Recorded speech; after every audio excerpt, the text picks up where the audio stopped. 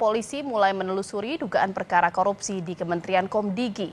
Dalam perkara ini, sejumlah orang telah diperiksa sebagai saksi, salah satunya mantan Menkominfo Budi Ari Setiadi. Penelusuran dilakukan oleh penyidik gabungan dari Subdit Tipikor Ditreskrim Suspolda Metro Jaya dan Kortas Tipikor Polri. Polisi menduga adanya pemberian atau penerimaan hadiah atau janji kepada oknum penyelenggara negara pada Kementerian Kominfo periode 2022 hingga 2024. Namun polisi belum mendetailkan perkara yang tengah diusut. 25 orang saksi telah diperiksa, salah satunya mantan Menkominfo Budi Ari Setiadi yang diperiksa sebagai saksi pada hari Kamis kemarin. Terkait dengan tindak lanjut penyidikan ini, maka hari Kamis kemarin, tanggal 9 Desember, tim penyidik gabungan telah melakukan pemeriksaan terhadap saudara BAS, ya, selaku Menteri Kominfo periode 2023-2024. Diperiksa sebagai saksi, ya, diperiksa sebagai saksi di ruang pemeriksaan di lantai 6 gedung Bareskrim Polri. Kemudian saudara BAS itu tiba di gedung Bareskrim kemarin pukul 10:50 WIB. Kemudian dilanjutkan dengan pemeriksaan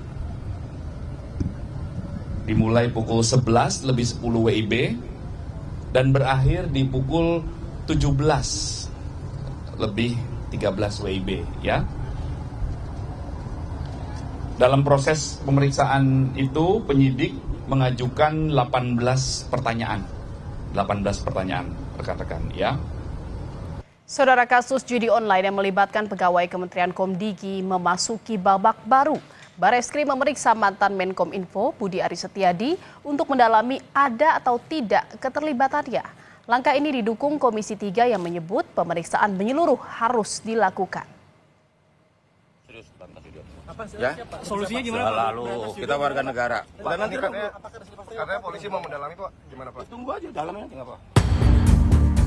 Pernyataan kesiapan Budi Ari Setiadi soal mengaku siap diperiksa dalam kasus judi online kini diuji. Budi Ari dipanggil Bareskrim Polri untuk diperiksa sebagai saksi terkait kasus judi online yang menyeret sejumlah pegawai Kementerian Komdigi tempatnya pernah bertugas. Budi menjalani pemeriksaan di Bareskrim Polri sekitar 6 jam. Usai diperiksa, Budi tak berkomentar saat ditanya soal keterlibatannya dalam kasus ini. Meski tidak memberikan informasi detail, Menkominfo periode 2023-2024 ini mengkonfirmasi pemeriksaan dirinya terkait penyelidikan kasus judi online di Kementerian Komdigi. Saya ingin memberikan pernyataan.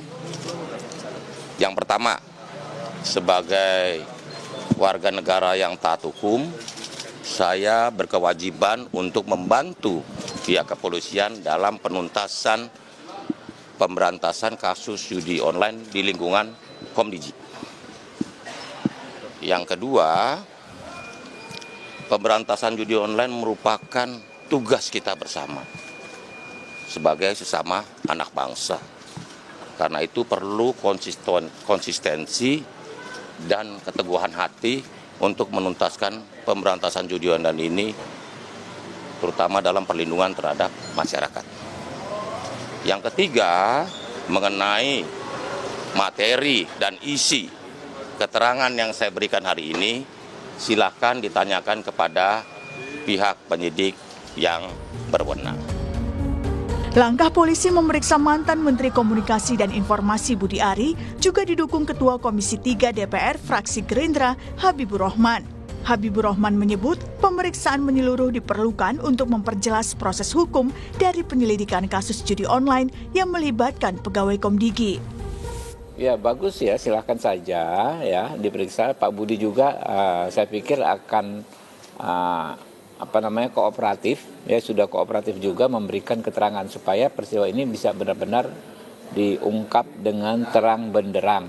Kalau feeling saya sih ya, saya tahu Pak Budi orang baik, Pak Budi itu orang profesional ya.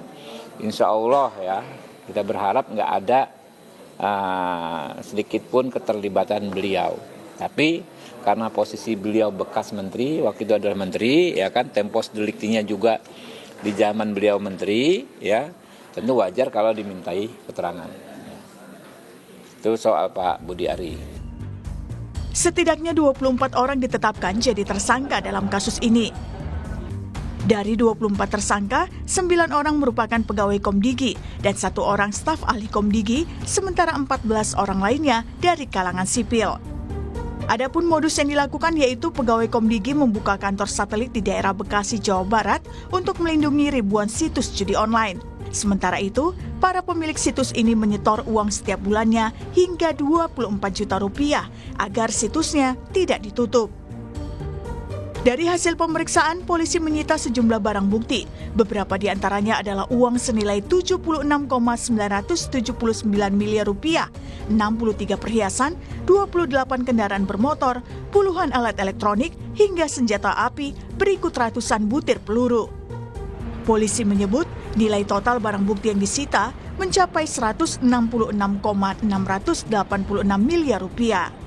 Sementara itu terkait upaya pemberantasan judi online, Komdigi mengklaim sudah menutup 380.000 situs judi online sejak awal November 2024. Menkomdigi Mutia Hafid menyebut tak hanya penelusuran situs, penanganan juga diperlukan melalui pengecekan rekening terkait judi online. Sampai 19 November untuk situs-situs yang ditutup sudah 104.819, itu kalau dihitung dari 4 November, kalau kita hitung dari tanggal 20 Oktober atau pemerintahan baru, itu angkanya sudah di 380.000 sekian. Kemudian untuk permohonan pemblokiran rekening bank untuk bulan November saja, yaitu wilayah kerja Des Judi Online ini, kami sudah mengirimkan 651 permohonan untuk kemudian rekening bank ini ditindaklanjuti atau diblokir. Keterlibatan pegawai kementerian memang jadi catatan hitam tersendiri, mengingat maraknya judi online telah merugikan masyarakat luas dan membutuhkan penanganan serius dari pemerintah. Tim Liputan, Kompas TV.